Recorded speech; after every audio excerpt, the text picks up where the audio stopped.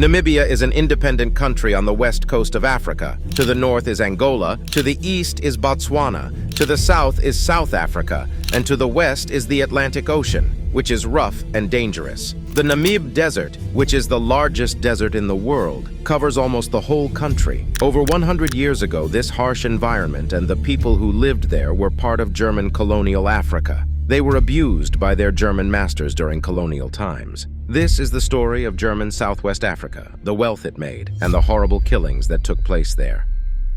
German colonial presence in Africa, missionaries and merchants.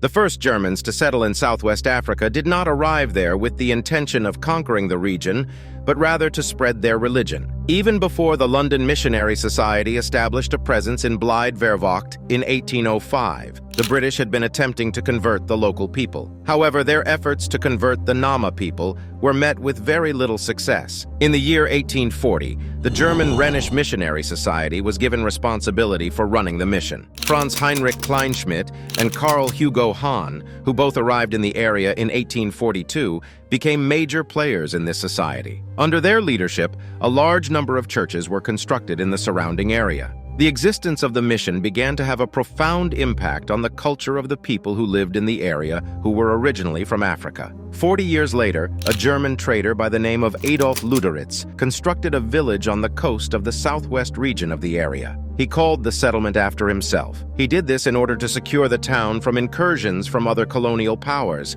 and he did it by placing it under the protection of the German Empire. The Berlin Conference, which took place from 1884 to 1885 and ratified which European powers may claim property in Africa, was significant in resolving questions over the ownership of land by European powers. After that, the continent was partitioned and Germany received responsibility for Southwest Africa. In April of 1885, a colonial organization known as the Deutsche Kolonialgesellschaft für Südwestafrika, DKGSWA, was established with the intention of managing German interests in the land that they had recently acquired. Mineral deposits were abundant in the surrounding areas, and as a result, businesses that were privately owned and operated there saw considerable increases in their earnings. The principal resources at the time were gold, copper, and platinum. However, in 1908, diamonds were found, which led to a surge in the number of people prospecting for them. The appointment of Heinrich Ernst Göring as Commissioner of German Southwest Africa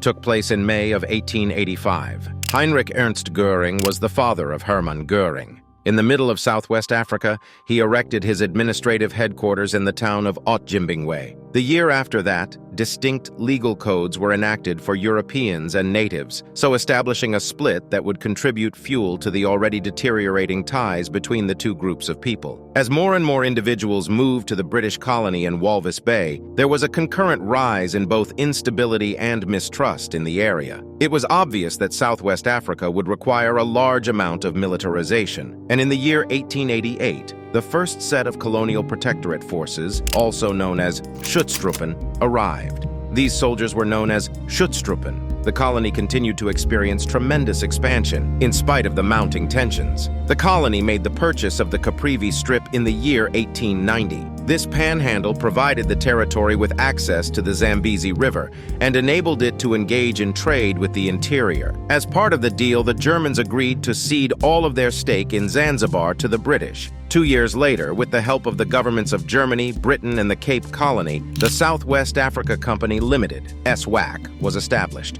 SWAC's mission was to successfully raise funds for the effective exploitation of Southwest Africa's tremendous mineral resources. The road to genocide.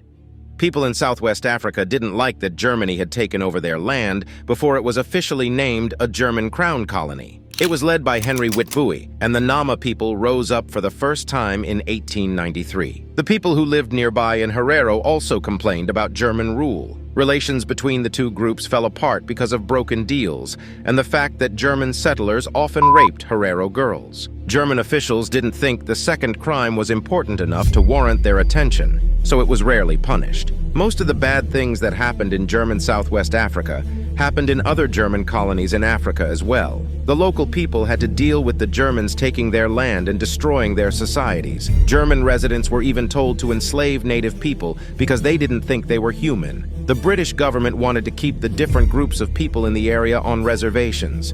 It goes without saying that these actions and rules gave people a reason to protest violently. A German settler tried to rape and killed the wife of a Herero leader, which added to this excuse. At the start of the 1900s, revolts happened all the time and many people died on both sides. Things really went off in 1904 when the Herero attacked out of the blue and killed up to 150 German residents and 7 Boers. The killings made the Germans look bad and made them angry, and many conservative Germans wanted the Herero people to be wiped out completely. During a discussion in the Reichstag, a social democrat said that the Herero people were real people with souls that would live forever. People laughed in a mean way at what he said. Kaiser Wilhelm II was furious at what the Herero people did. He was very sure that white people were better than black people and agreed with everything the Germans did to the native people of the area. War in German colonial Africa. The expeditionary force of 10,000 German soldiers that Lieutenant General Lothar von Trotha commanded arrived in Southwest Africa on June 11, 1904, under the command of Lothar von Trotha. The Herero had broken communication links, directed small raids against colonial interests, and achieved some level of success as a result of these activities. As a result, when German officials approached the Herero and expressed a desire to speak with them, the Herero were under the impression that imperial forces were interested in peace negotiations. On the Waterberg Plateau, thousands of Herero soldiers and their families have congregated in the hope that a ceasefire will soon be declared. Instead, they were slaughtered in large numbers. Those who managed to flee the conflict were pursued and killed by the opposing forces, while others perished as a result of the harsh desert environment, including dehydration, malnutrition, and disease. Genocide. Following the Battle of Waterberg, the Germans were not even close to being done with the Herero people. A number of patrols were dispatched. Someone put poison in the wells. The Herero people were also subjected to systematic genocide, in which they were either executed or herded into concentration camps, where they were forced into labor as slaves and used as subjects in medical experiments. 5 concentration camps were established, the most infamous of which was the Shark Island concentration camp, which was located in the waters off the shore of Luderitz. Tens of thousands of Herero and Nama people were forced into the camps, where there was such a severe lack of food that many of them perished as a result of starvation. The rations consisted of rice that had not been cooked, and as there were no pans available, the food was inedible. The prevalence of dysentery increased, which contributed to the overall mortality rate. The administration of beatings and killings was carried out in a flippant manner. The camp on Shark Island was located on a desolate stretch of ground on the western side of the island. It was exposed to the howling wind as well as the other elements. Because the conditions were so appalling,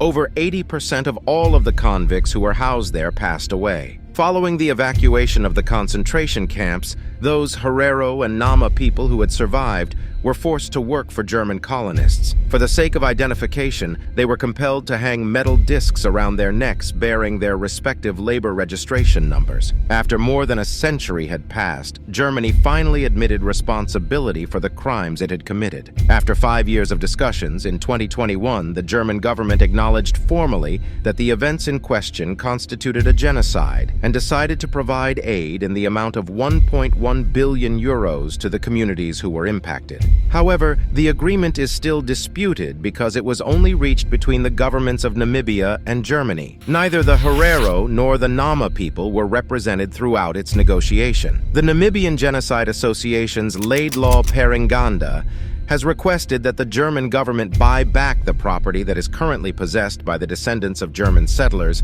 and give it to the Herero and Nama people. It is not possible to determine the exact number of people that perished as a result of the genocide. Nonetheless, estimates range anywhere from 34,000 to 110,000, with 65,000 being the amount most commonly cited. After the genocide.